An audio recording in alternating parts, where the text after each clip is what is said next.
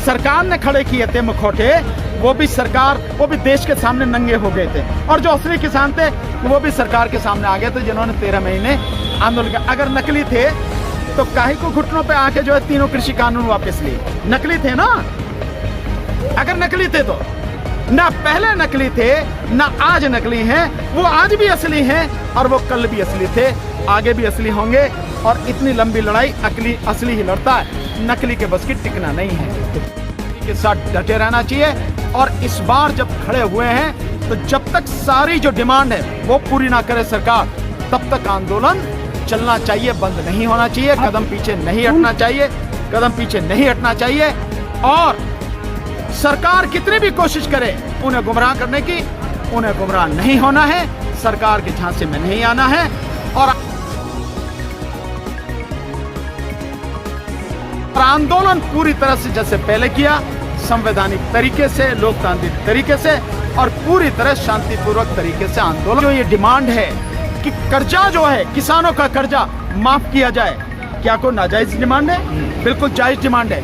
इस देश की मोदी सरकार अगर पिछले 10 साल में अपने यारों का 25 लाख करोड़ रुपया कर्जा है ये, इसको माफ कर सकती है, तो किसानों का तो मात्र 13-14 लाख करोड़ है, उसे क्यों नहीं माफ कर सकती? कर सकती है अगर नियत हो तो। लेकिन मोदी सरकार की नियत केवल अपने यारों का घर भरने की है। लोग मरे तो मर जाएं, उन्हें कोई फर्क नहीं पड़ता। इस देश के 115-120 करोड़ लोगों को गुलाम बनाने की उनकी मानसिकता है। एक बात। दूसरी बात, किसान कह रहे हैं कि उन्हें पेंशन मिलनी चाहिए। क्यों नहीं मिलनी चाहिए उन्हें पेंशन? क्या कोई नाजायज मांग है? यहाँ इस देश में गरीबों को पेंशन की बात हो रही है, विधवाओं को पेंशन मिलती है, जो किसान है उनको पेंशन देने में क्या दिक्कत है? कर्जा आप माफ कीजिए उनका, एमएसपी उनको दीजिए आप। और वो कह रहे हैं कि जो एमएसपी की गारंटी, इसका कानून बनाइए। 2 साल हो चुके हैं, लेकिन सरकार ने उन किन्हीं भी शर्तों का पालन नहीं किया। ना तो जो एमएसपी पर कमेटी बनानी थी, हालांकि मैं उस समय भी मैंने ये बात कही थी, आज मैं ये बात कर रहा हूं कि कमेटी बनाने की जरूरत नहीं है, न थी न है। क्यों? क्योंकि बीजेपी ने अपने मैनिफेस्टो में यह कहा था कि स्वामीनाथन कमीशन की जो सिफारिशें हैं हम उनको लागू करेंगे, और किसान को C2 और जो उसकी मेहनत और लागत है पूरी, उस पर 50% ज्यादा हम एमएसपी निश्चित करेंगे। तो सरकार को करना चाहिए था, सरकार ने नहीं किया, और उसके लिए कमेटी बनाने की बात कर रही थी, वो भी नहीं बनाई। तो वो वादा उन्होंने पूरा नहीं किया। दूसरा एक वादा उनका था कि जो किसान शहीद हुए उन तमाम किसानों के परिवारों को मुआवजा देंगे और उनके परिवार के एक व्यक्ति को नौकरी देंगे, वो वादा पूरा नहीं किया। और साथ में उन्होंने ये भी कहा था कि जो किसान हैं उन किसानों पर जिन पर मुकदमे हैं वो सारे मुकदमे वापस होंगे, वो भी नहीं पूरा किया। जो बिजली बिल सरकार ला रही है उसको वापस करने की बात थी, वो भी वापस नहीं लिया। इसके अलावा और सारी चीजें थी, उनमें से किसी ने नहीं किया। आप बताइए, क्या उनकी जो ये डिमांड है कि कर्जा जो है, किसानों का कर्जा माफ किया जाए, क्या कोई नाजायज डिमांड है? बिल्कुल जायज डिमांड है। इस देश की मोदी सरकार अगर पिछले 10 साल में अपने यारों का 25 लाख करोड़ रुपया कर्जा है ये, इसको माफ कर सकती है, तो किसानों का तो मात्र 13-14 लाख करोड़ है, उसे क्यों नहीं माफ कर सकती? कर सकती है अगर नियत हो तो। लेकिन मोदी सरकार की नियत केवल अपने यारों का घर भरने की है। लोग मरे तो मर जाएं, उन्हें कोई फर्क नहीं पड़ता। इस देश के 115-120 करोड़ लोगों को गुलाम बनाने की उनकी मानसिकता है। एक बात। दूसरी बात, किसान कह रहे हैं कि उन्हें पेंशन मिलनी चाहिए। क्यों नहीं मिलनी चाहिए उन्हें पेंशन? क्या कोई नाजायज मांग है? यहाँ इस देश में गरीबों को पेंशन की बात हो रही है, विधवाओं को पेंशन मिलती है, जो किसान है उनको पेंशन देने में क्या दिक्कत है? कर्जा आप माफ कीजिए उनका, एमएसपी उनको दीजिए आप। और वो कह रहे हैं कि जो एमएसपी की गारंटी, इसका कानून बनाइए। मैं एक कदम और आगे चल के कहता हूँ, केवल कानून नहीं बनाइए बल्कि कानून बना के इनके इस कानून को 9वीं अनुसूची में डालिए, ताकि कोई सरकार इसमें भी कोई हेरफेर कर ना सके। किसान कह रहे हैं कि भाई जो मुकदमे, जो मतलब वो लखीमपुर खीरी में किसानों को कुचल दिया गया गृह राज्य मंत्री के बेटे के द्वारा, गृह राज्य मंत्री का इस्तीफा हो, उसकी सजा हो, और वहां जो लोग जिनकी मौत हुई है, जिनको चोट लगी, उनको मुआवजा मिले और उनके परिवार को जो है नौकरी मिलनी चाहिए। ये उनकी डिमांड है। इसके अलावा उनकी डिमांड है कि जो नकली खाद, नकली बीज, नकली दवाइयां, पेस्टिसाइड ये जो हो रहे हैं, सरकार इस पर रोक लगाए। इसके तो मांग करने की जरूरत ही नहीं है, सरकार को अपने आप ये सारा काम करना चाहिए। लेकिन सरकार अगर अपने आप ये काम नहीं कर रही है और किसानों को ये बात कहनी पड़ रही है, तो किसानों का सरकार को आभार व्यक्त करना चाहिए कि तुम्हारी आंखें खोलने के लिए वो सारी बात बता रहे हैं तुम्हें। तो ये उनकी डिमांड है। एक उनकी बहुत और एक डिमांड है, और वो ये कह रहे हैं कि जो आप मनरेगा में मजदूरों को जो काम दे रहे हैं, आप कह रहे हैं 100 दिन का काम, जबकि 100 दिन का काम मिलता नहीं है। काम बड़ी मुश्किल से 50 दिन का भी नहीं मिल पाता, और वो भी चंद लोगों को। हालांकि मनरेगा में जो जॉब कार्ड वगैरह उनकी संख्या तो 25 करोड़ के लगभग है, उसमें से कितनों को काम मिलता है ये आप टिप्स पर गिन सकते हैं, उतने लोगों को, और उन्हें भी आप 50 दिन से ज्यादा का काम नहीं दे पाते। सो उनकी डिमांड है कि मजदूरों को बाकायदा 200 दिन का काम मिलना चाहिए, इसकी गारंटी होनी चाहिए। और जो उन्हें प्रतिदिन का जो वेतन मिलता है, वो जो वेतन है, जो उनकी मजदूरी है, वो मजदूरी 200-250 रुपए की बजाय जो आज की तारीख में है वो 700 रुपए होनी चाहिए। तो बिल्कुल जायज डिमांड है। और एक और डिमांड मैं समझता हूं सरकार को कहना पड़ रहा है, किसान कह रहे हैं सरकार से, ये तो सरकार को खुद ही सोचना चाहिए। लेकिन जो सरकार अडानी अंबानी उनकी चौखट की गुलामी कर रही है, जो प्रधानमंत्री अडानी के साथ में खड़ा होकर इस देश के जो जंगल हैं, जल जंगल जमीन आदिवासियों से छीनकर जंगलों को हरदेपुरा का जो जंगल है, हर्षदेपुरा का जो जंगल है, जिस तरह से काटा जा रहा है, अडानी को दे दिया गया है, उन सबको रोके और वहां पर अनुसूची 5 उसको लागू करे। वो सारी की सारी जो चीजें हो रही हैं, और आदिवासियों की जल जंगल जमीन से छेड़छाड़ न हो, ये उनकी डिमांड है। सारी की सारी डिमांड उनकी बहुत जायज है, क्योंकि आदिवासी भी तो किसान है नहीं है? मजदूर किसान का एक अभिन्न अंग है, अभिन्न अंग, जो मनरेगा के रूप में या कहीं भी काम करता है।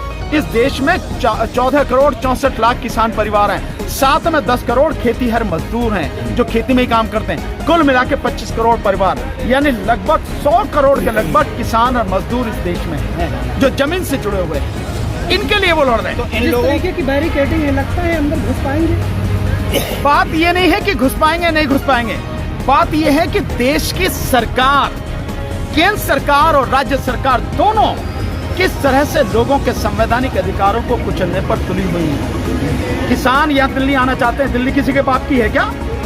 मोदी की है क्या? ये हरियाणा में से नहीं गुजरने देंगे, ये खट्टर का है हरियाणा क्या? ये सारी की सारी जो सरकारें हैं, इनको देश के संविधान का सम्मान करते हुए संवैधानिक अधिकार लोगों के उनका हनन ना हो, इसकी काम करना है। ये जिम्मेदारी है उनका, फर्ज है उनका। लेकिन आप खाइयां खोद रहे हैं, आप गड्ढे खुदवा रहे हैं, पत्थर की आप दीवार लगवा रहे हैं कंक्रीट की, आप जो है कीले ठुकवा रहे हैं, तार खिंचवा रहे हैं। कौन है किसान? इस देश का अन्नदाता। ये जितने भी काम ये सरकार कर रहे हैं, इनके जो पेट में अन्न जाता है वो भी उसी का अगवाया हुआ है, उसी अन्नदाता का, जिसकी वजह से वो जिंदा है। लेकिन उनका इतना अपमान, ये देश के संविधान का अपमान है, देश के संविधान के विरोध में काम है। सरकार को ये नहीं करना चाहिए। केंद्र सरकार और राज्य सरकार दोनों को मेरी तरफ से मैं ये कहना चाहता हूं कि इस तरह के गैर संवैधानिक काम न करे। इस तरह से तुम उनके हौसलों को पस्त नहीं कर सकते। किसान रुकने वाले नहीं हैं। और मेरी नजर में इससे भी जो गंभीर मसला है वो इससे आगे है। केवल ये कांटे बिछा देना जो गंभीर है, इससे भी बड़ा मसला यह है कि हरियाणा सरकार, खट्टर सरकार, उसके गृह मंत्रालय ने एक आदेश जारी किया है, जिसको लेकर पुलिस पूरे हरियाणा के गांव-गांव जाके लोगों को धमका रही है और कह रही है, अनाउंस कर रही है, घर में जाके धमका रही है कि अगर तुमने किसान आंदोलन भाग लिया तो तुम्हारे वाहन जब्त कर लिए जाएंगे, तुम्हारी गाड़ियां, तुम्हारे ट्रैक्टर, तुम्हारी ट्रॉलियां जब्त कर ले जाएंगे, तुम्हारा पासपोर्ट जो है रद्द कर दिया जाएगा, और तुम्हारे बच्चे जहां पढ़ रहे हैं उनकी पढ़ाई जो है वो नहीं होने दी जाएगी। मतलब इस तरह की, ये तो कोई भी सरकार इसे करने से पहले 100 बार सोचेगी। लेकिन खट्टर ने तो गुंडागर्दी का नया रिकॉर्ड जो मतलब कायम कर दिया। ये गुंडागर्दी, जो गली के गुंडे होते हैं ना, जो वो काम करते हैं, उस तरह से ये सरकार काम कर रही है। सरकार के ये आपराधिक काम है, ये क्रिमिनल एक्ट है। ये सरकार के नुमाइंदे उनसे बात करने की कोशिश कर रहे हैं, तो करें, इसमें दिक्कत क्या है? किसानों ने बात करने से कम मना किया, लेकिन आप देखें परिस्थिति क्या। एक तरफ तो आप बात करने की नौटंकी कर रहे हैं, दूसरी तरफ आप कील ठोक रहे हैं, आप जो कांटे लगा रहे हैं, आप दीवारें खड़ी कर रहे हैं, और तीसरी तरफ आप धमकी दे रहे हैं। ये बातचीत का कौन सा तरीका है? ये तो आप सीधे सीधे हैं कि बातचीत की भी केवल आप नौटंकी कर रहे हैं। और जिस तरह से आपने जो ड्राइवर्स थे उनको मूर्ख बनाया, उन ड्राइवर्स को साथ में धोखा किया कि भाई हम ये कानून अभी लागू नहीं करेंगे। अरे आज लागू नहीं कर रहे, कल आप लागू कर देंगे तो क्या करेंगे? ड्राइवर क्या करेंगे? लागू तो करना है भाई। आपने जो है पूरा कानून बना दिया, आपने नोटिफिकेशन कर दिया, लागू करने की क्या बात है? लागू तो आप कभी कर दोगे, आज आपने नहीं किया, कल कर दोगे आप जब इलेक्शन हो जाएगा। ठीक इसी तरह से इन किसानों को भी गुमराह करने की कोशिश आप बातचीत कर रहे हैं, लेकिन आपने पहले किए हुए वादे पूरे नहीं किए। क्या गारंटी आज पूरे करेंगे? तो लोकसभा का चुनाव आने वाला है, क्या लग रहा है किसान अपनी जो आह्वान कर चुके हैं उससे माहौल बदलने वाला है क्या? चुनाव बनाव अपनी जगह है, लेकिन लोगों का अपने हक के लिए संघर्ष करना ये अपनी जगह है। इसके लिए समय की बात नहीं, माना समय की भी बात है। लोग कहते हैं राजनीति कर रहे हैं या ऐसे समय पर कर रहे हैं। हाथ आपने मौका क्यों दिया? सरकार ने ऐसे समय पर वो अपनी मांग को उठाएं, ऐसा मौका क्यों दिया? 2 साल से सरकार क्या कर रही थी? क्यों बैठी थी चुप? सरकार को उसी समय ये बातें जो आज वो कह रहे हैं, ये तो पहले ही थी आपके समझौते में, आपको उसी समय पूरी करनी चाहिए थी। आज आप जब नहीं कर रहे हैं तो सरकार को आप याद दिला रहे हैं ना, किसान सरकार को याद दिला रहा है कि अपना वादा पूरा करो। आप अपने मन में झांक के देखो, अपने अंतर मन में झांक के देखो कि कहते क्या हो और करते क्या हो। तो वकील कितने साथ हैं किसानों? पूरे वकील साथ में हैं। जैसे हम तो पहले व्यक्तिगत मैं अपनी बात कहूं तो मैं तो पहले भी 13 महीने उनके साथ था, कंधे से कंधा और कदम से कदम मिला के। आगे भी जीवन में अंतिम सांस तक उनके साथ में रहूंगा सर। और मेरे साथ केवल मैं ही नहीं, हमारे साथ जो वकीलों की बहुत बड़ी टीम है वो उनके साथ में है। और मुझे विश्वास है कि जैसे पहले सुप्रीम कोर्ट की बार ने जो है बाकायदा प्रस्ताव पास करके उनका सपोर्ट किया था, इस बार भी देश के वकील उनका पूरी तरह से साथ देंगे, सपोर्ट करेंगे, फिर से हर तरह से कानूनी मदद उनको देंगे। लेकिन फिर से कहा जाएगा कि ये तो नकली किसान है, असली किसान तो खेतों में है। यह तो सरकार का काम है, जब उसके पास में कुछ है नहीं। असली नकली कौन था पीछे भी समझ में आ गया था सब लोगों के। जो नकली सरकार ने खड़े किए थे मुखौटे, वो भी सरकार, वो भी देश के सामने नंगे हो गए थे। और जो असली किसान थे वो भी सरकार के सामने आ गए थे, जिन्होंने 13 महीने आंदोलन किया। अगर नकली थे तो काहे को घुटनों पे आके जो है तीनों कृषि कानून वापस लिए? नकली थे ना।